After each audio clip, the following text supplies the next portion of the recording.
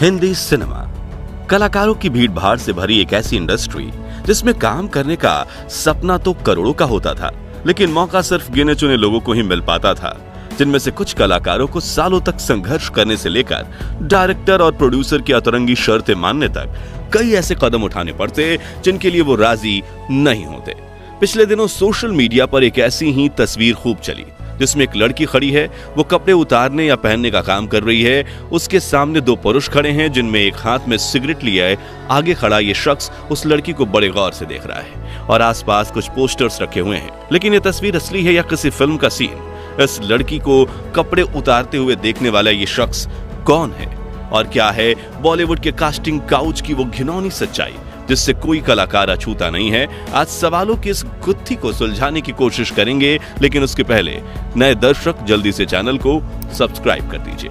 मित्रों, जब हमने इस तस्वीर की सच्चाई आपके सामने पेश करने के लिए इंटरनेट को खंगाला, तब पता चला कि यह तस्वीर बिल्कुल असली है और इसे आज से करीब 70 साल पहले 1950 के दशक में खींचा गया था।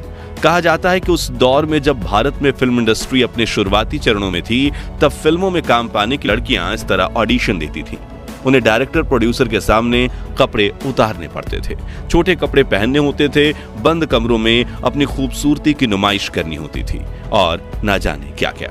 क्योंकि जैसे इस मॉडर्न दौर में कंगना रनौत, प्रियंका चोपड़ा और आलिया भट्ट जैसी अदाकाराओं को भी इन समस्याओं का सामना करना पड़ा और कई बार डायरेक्टर से भिड़ते हुए भी आपने देखा होगा, अंततः अपने दम पर पिक्चर चलाने को मजबूर हो गई। लेकिन उस दौर में ऐसा मुमकिन नहीं था। अभिनेत्रियों को अपना टैलेंट दिखाने का मौका काफी कम मिल पाता था और फिल्मों में उनका सिलेक्शन सिर्फ उनकी खूबसूरती और अदाओं के आधार पर किया जाता था। अब ऐसा नहीं है कि उस दौर में किसी भी अभिनेत्री को अपने काम के दम पर नाम कमाने का मौका नहीं मिला, लेकिन अधिकतर डायरेक्टर और प्रोड्यूसर की चॉइस टैलेंटेड से ज्यादा खूबसूरती होती थी। लेकिन इस तस्वीर में हाथ में सिगरेट लिए खड़े ये फिल्म निर्माता कौन है जो बड़े ध्यान से इस लड़की को कपड़े उतारते हुए देख रहे हैं? ये जानने के लिए हमने कई घंटे रिसर्च किया और आखिरकार इस तस्वीर में मौजूद फिल्म डायरेक्टर की पहचान मालूम पड़ गई। दरअसल इन डायरेक्टर साहब का नाम है अब्दुल रशीद कारदार, या यूं कहें AR कारदार, जिन्होंने करदार प्रोडक्शन के नाम से एक प्रोडक्शन हाउस बनाया था। उन्होंने करदार स्टूडियो बनाया और उसे बेहतरीन साजो सामान से लैस किया। कारदार स्टूडियो के बारे में कहा जाता है कि वो देश का पहला ऐसा स्टूडियो था जिसके मेकअप रूम में भी AC लगा हुआ था। इस प्रोडक्शन हाउस से कई बड़ी फिल्में बनी।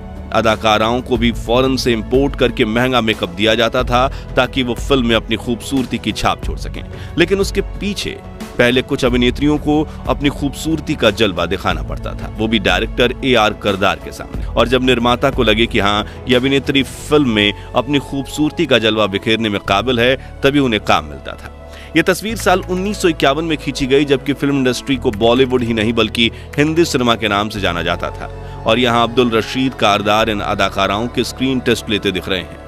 पहली तस्वीर में ये actress backless short western dress और हाई हील्स पहनकर खड़ी है, जिन्हें सामने कुर्सी पर बैठे AR करदार बड़े ही ध्यान से देख रहे हैं। अगली कुछ तस्वीरों में एक अभिनेत्री साड़ी पहने उनके पास आती है और निर्माता कारदार उन्हें बेहद करीब से जाकर देखते हैं, जिसके बाद वो लड़की अपनी साड़ी पहनने या उतारने की कोशिश कर रही है और सामने टेबल को टेक करके खड़े करदार साहब उन्हें ऐसा करते हुए बड़े गौर से देख रहे हैं। वहीं AR कारदार उनके कपड़ों को छूकर शायद कुछ सिखाने की भी कोशिश करते देखे जा सकते हैं, जिसके बाद ये दोनों अभिनेत्री तस्वीरों में एक अलग सा पोज देते हुए दिखती हैं। फिर इन्होंने इन्हीं छोटे कपड़ों में रैंप वॉक किया, जिसमें डायरेक्टर साहब की नजर इन पर पूरी तरह टिकी हुई थी। हालांकि इस तरह का ऑडिशन या स्क्रीन टेस्ट किसी भी पहलू से ठीक नहीं लगता और ना ही इसकी जरूरत महसूस होती है, लेकिन फिर भी ये सिनेमा जगत की कड़वी सच्चाई है जिसके बारे में मॉडर्न दौर के भी कई एक्टर्स खुलकर बात करते हुए देखे जा सकते हैं। दोस्तों, इनमें एक तस्वीर में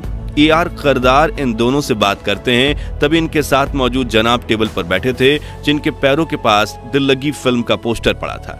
यानी अब सवाल ये है कि इनके अतरंगी स्क्रीन टेस्ट लेने वाले निर्माता AR करदार ने इंडस्ट्री में अच्छी फिल्में बनाई भी थी या नहीं। आपको बता दें कि AR करदार उस दौर में हिंदी सिनेमा में काफी जाने माने डायरेक्टर थे और आप में से जो दर्शक पुरानी फिल्मों के शौकीन हैं, उन्होंने इनकी एक ना एक फिल्म जरूर देखी होगी।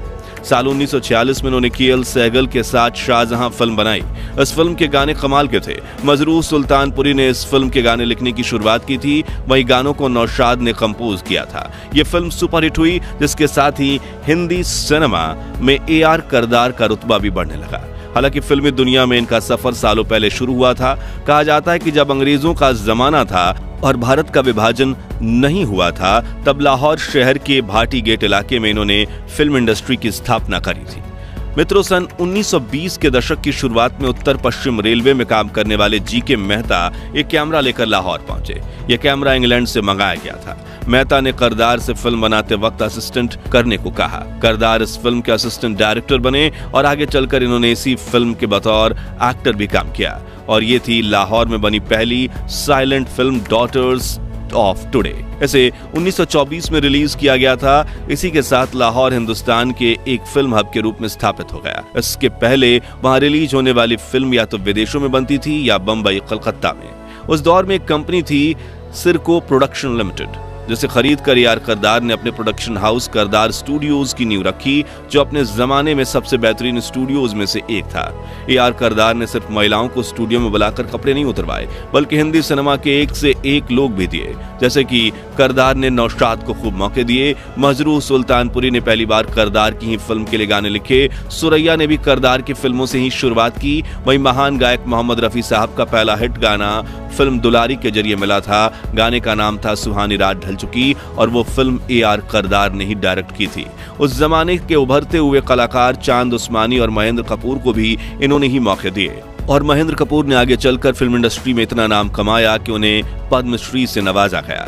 दोस्तों, अब्दुल रशीद करदार का जन्म हिंदुस्तान के उसी हिस्से में हुआ था जो आगे चलकर पाकिस्तान बन गया। दिलचस्प बात तो यह है कि इनके भाई थे अब्दुल हाफिज करदार, जो आगे चलकर पाकिस्तान के लोकप्रिय क्रिकेटर बने थे। ऐसे में जब 1947 में भारत का विभाजन हुआ, तब ए.आर. करदार इस असमंजस में थे कि लकीर किस तरफ रहे, या फिर नया मुल्क जो पाकिस्तान होगा वहां चले जाए। अंत में उन्होंने हिंदुस्तान में ही रहने का फैसला किया, और मुंबई में रहते हुए उन्होंने अपनी अगली 2 फिल्में बनाई, दर्द, दिल लगी और दुलारी, जिसके बाद बतौर डायरेक्टर उन्होंने 40 से अधिक फिल्में बनाई, जिनमें सैकड़ों सुपरहिट रहीं। जैसा कि साल 1953 में रिलीज हुई उनकी फिल्म दिले नादान को उस समय की सबसे बेहतरीन रंगीन फिल्मों में से एक माना जाता था। लेकिन उस समय सोशल मीडिया नहीं था, इसलिए ए.आर. करदार का महिलाओं से ऑडिशन लेने का अतरंगी तरीकों की खबर जनता तक नहीं पहुंची। मगर फिर जब सोशल मीडिया आया तो उनकी तस्वीरें वायरल हुई, जो आज भी समय समय पर ए.आर. करदार को इंटरनेट पर चर्चाओं का विषय बनाती हैं। ए.आर. करदार को लेकर कहा जाता है कि इतने मॉडर्न ख्यालों के थे कि जिस जमाने में पर्दा हुआ करता था, उस जमाने में इन्होंने अख्तर सुल्ताना करदार से प्रेम विवाह किया था। लेकिन महिलाओं को स्टूडियो में बुलाकर कपड़े उतरवाते हुए स्क्रीन टेस्ट लेना जितने मॉडल ख्याल नैतिक रूप से आज भी सही नहीं है। इसलिए निर्माता के रूप में करदार के इस पहलू की आज भी खूब आलोचना की जाती है। खैर, विभाजन के बाद ए.आर. करदार मुंबई में ही रहे और साल 1989 में 85 साल की उम्र में इनका इंतकाल हो गया।